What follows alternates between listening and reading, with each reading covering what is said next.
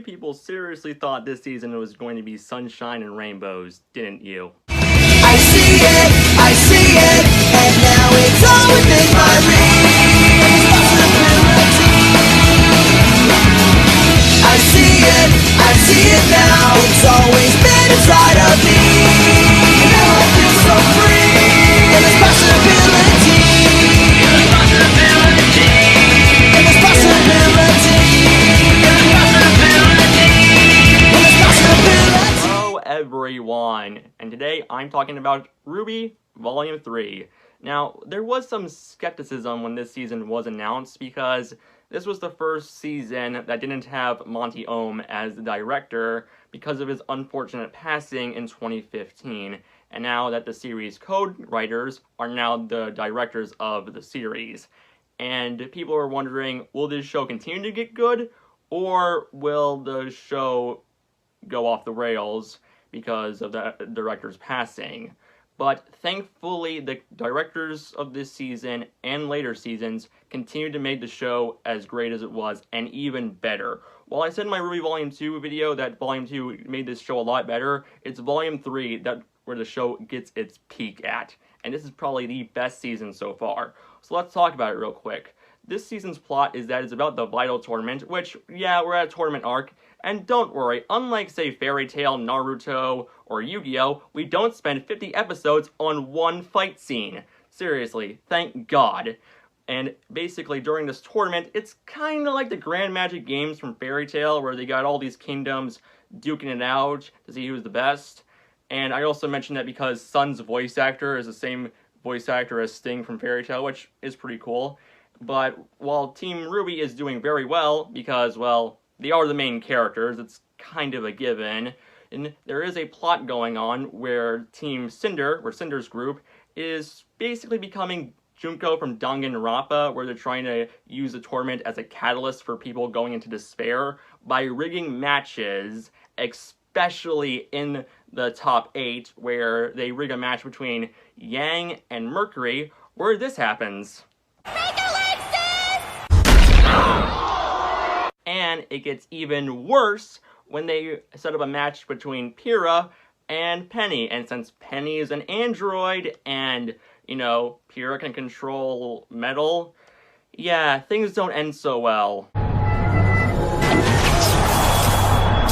I'm sure Penny will be fine. I mean, after all, she is an android. I mean, if Sigma from Mega Man X can come back every other Tuesday during coffee hour and say, "Oh, X and Zero, I have come back from the dead, and I'm here with my new army of 8 new Mavericks to conquer the world," or just that way to prove that Reploids are the superior race, then I'm pretty sure Penny can come back.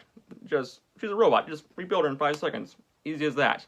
But while that's happening, Ozpin wants Pyrrha to become the new Fall Maiden. What's the Maiden? Well, there are 4 maidens, all of them have to be female, and they all have magical powers, and they're all based on the 4 seasons of summer, spring, fall, and winter. And yeah, before the transfer can be completed, Cinder comes in, says hi, and murders the previous Fall Maiden, and all hell breaks loose on Beacon as Team RWBY, along with the other students there in the competition, have to fight Grimm, Cinder and her group, and the White Fang. Yeah, I'm pretty sure they'll be good, but while that happens, when Yang tries to help Blake while she's fighting Adam Taurus, who, don't worry, we'll talk about when we get to the characters, and Yang loses her arm, and then it all ends with Pyrrha and Cinder fighting on top of Beacon Tower, where Cinder kills Pyrrha in a pretty sad death scene, and because of that, it triggers RWBY's Silver Eye power, and yeah, things don't end so well, and it ends off with RWBY going with Team Juniper, well, what's left of it anyway, to, you know, train up, basically. And yeah, that was a lot to unfold in just a few moments. Now, let's talk about the good stuff before I talk about the bad stuff, because trust me, there is a lot of good stuff that happens in Volume 3. First off, the animation continues to get better. I am kind of disappointed they changed to a different animation style for Volumes 4, 5, 6, and 7, because while I like it there, I don't know. I really wish they stuck with the animation they currently had for volumes 1 through 3, because it kept getting better and better, but still I'm fine with what we got for the new animation. And the animation continues to shine, especially in the fight scenes. Dear Lord, the fight scenes are extreme in this season. They get better and better.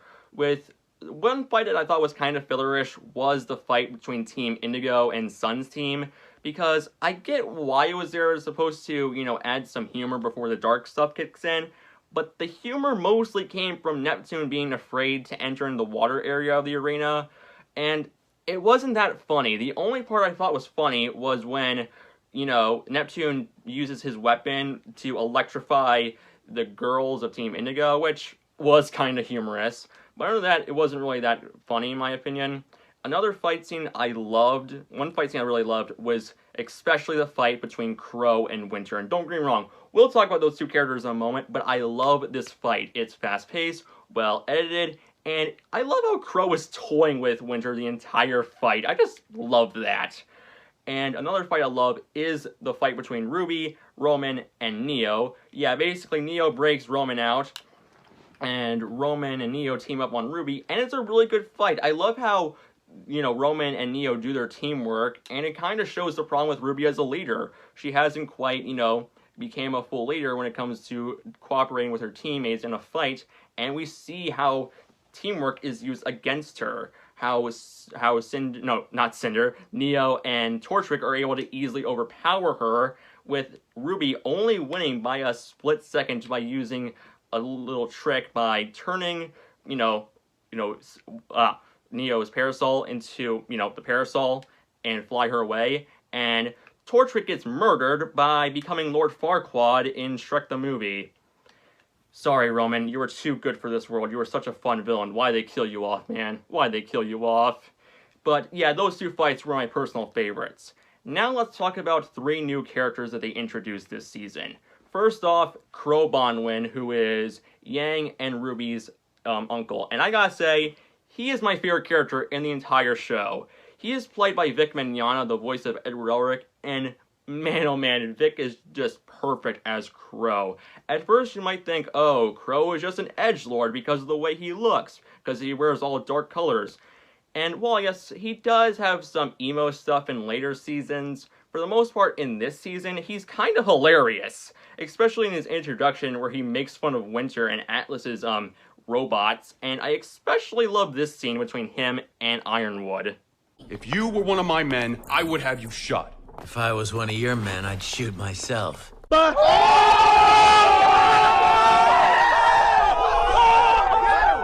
Might I say, that was a pretty good roasting back there, Crow. And I also love his weapon. It's basically Squall's Gunblade from Final Fantasy VIII, except if it can turn itself into a scythe.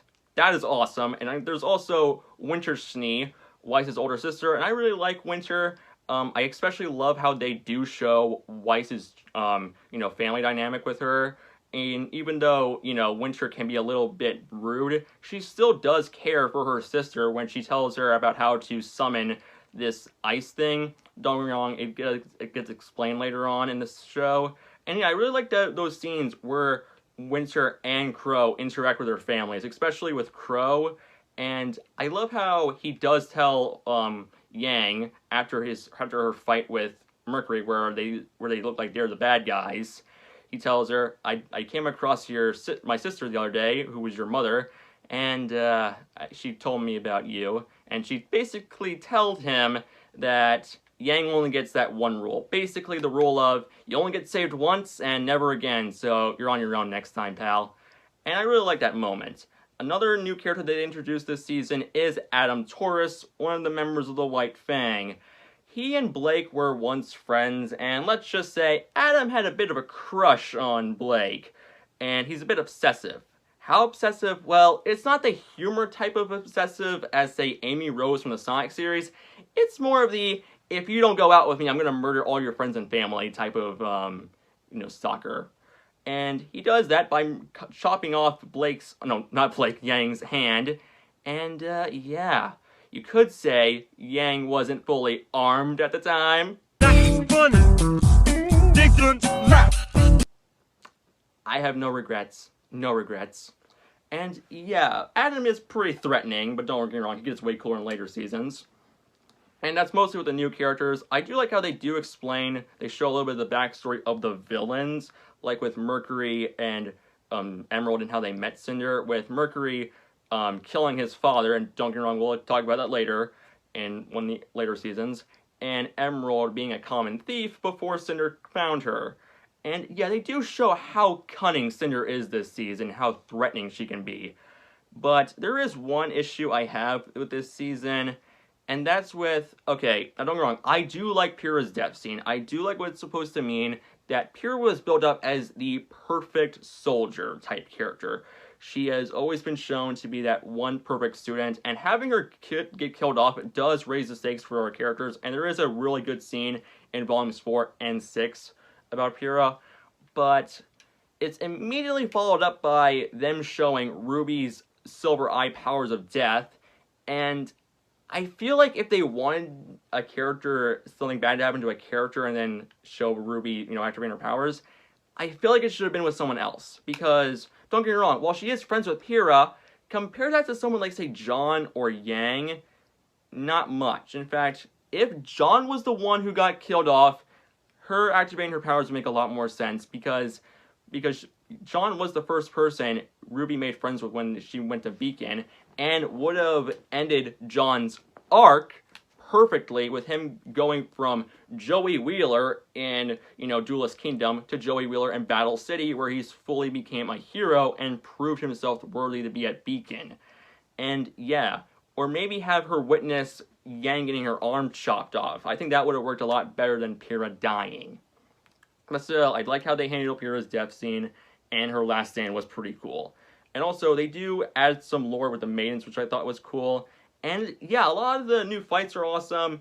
This season is just great all around. And I even like how we get like an Avengers Assemble like moment, where all the students are assembled to fight down the, you know, Grim.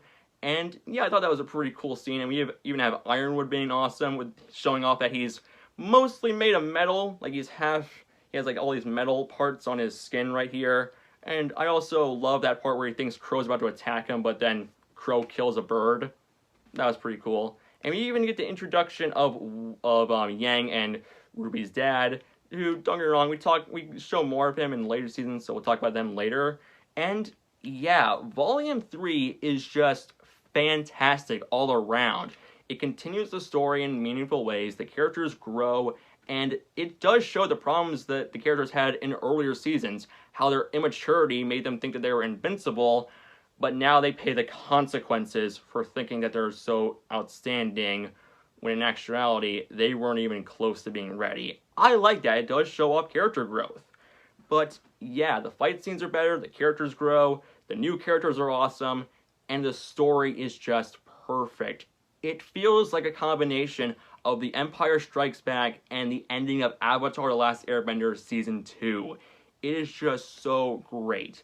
Unfortunately, the next 3 volumes aren't as good as this, but it's still good nonetheless. So that being said, I'm going to give RWBY Volume 3 a 9 out of 10. It is so good, I highly recommend you watch it. And join me next time, ladies and gentlemen, where we take a look at RWBY Volume 4. See you all later and have a good day. Bye.